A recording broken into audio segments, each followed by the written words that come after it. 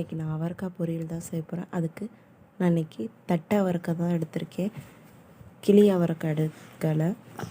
தட்டை அவரைக்காய் நல்லா இந்த மாதிரி பொடியாக நறுக்கிக்கணும். நான் சின்ன வெங்காயம் ஒரு 10 வெங்காயம் நல்லா பொடியாக நறுக்கியிருக்கேன். ஒரு பச்சை மிளகாவை 2 நீளமாக நறுக்கிக்கிறேன்.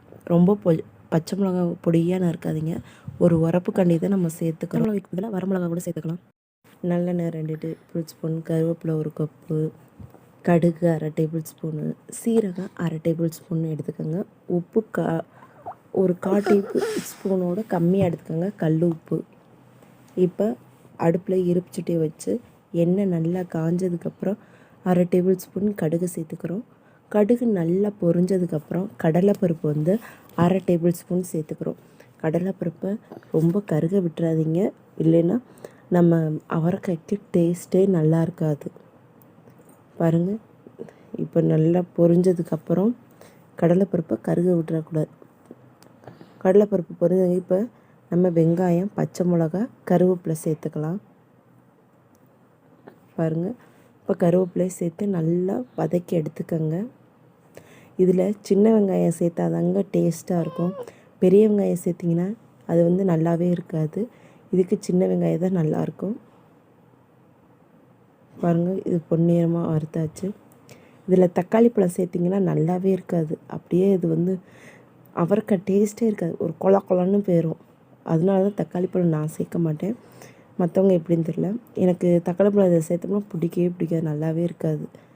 இப்போ அவரைக்காயை சேர்த்துக்கிறோம். அவரைக்காயை சேர்த்து நல்லா கிண்டி எடுத்துக்கலாம்.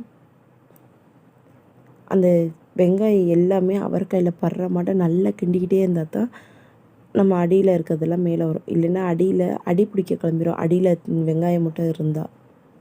இந்த மாதிரி கிண்டி விட்டிங்கன்னா எல்லாத்துலேயும் ஸ்ப்ரெட் ஆகி நல்லா பரவிடும். இந்த ஸ்டேஜில் நம்ம ஒரு டம்ளரில் தண்ணி ஊற்றிக்கிறோம். அந்த காய் முங்குற அளவுக்கு தண்ணி ஊற்றிக்கோங்க. அவரைக்காய் கொஞ்சம் வேகிறதுக்கு லேட் ஆகும். இப்போ இதில் 1/2 டேபிள் ஸ்பூன் சீரகம் ஒரு செரிமானத்துக்கு உப்பு சேர்த்தாச்சு. இப்போ மூடி வச்சு ஒரு 1/4 மணி நேரம் 10 நிமிஷத்துக்கு ஒரு தடவை மூடி எடுத்து பாருங்கள். 2 தடவை எடுத்து பாருங்கள். 5 நிமிஷத்துக்கு ஒரு தடவை, அப்புறம் ஒரு 10 நிமிஷத்துக்கு ஒரு தடவை, மொத்தமாக 1/4 மணி நேரத்துக்கு எடுத்து பாருங்கள். ஏன்னா தண்ணி வற்றி போய் அடி பிடிக்காமல் இருக்கிறதுக்கு தான் பார்க்க சொல்கிறது. பாருங்கள், நல்லா தண்ணி இல்லாமல் வந்துடுச்சு. இப்போ நம்ம ஒரு கையளவுக்கு கொப்பு தேங்காவை சேர்த்துக்கிறோம். தேங்காய் சேர்த்துட்டு அடுப்பை நிப்பாட்டிடுங்க.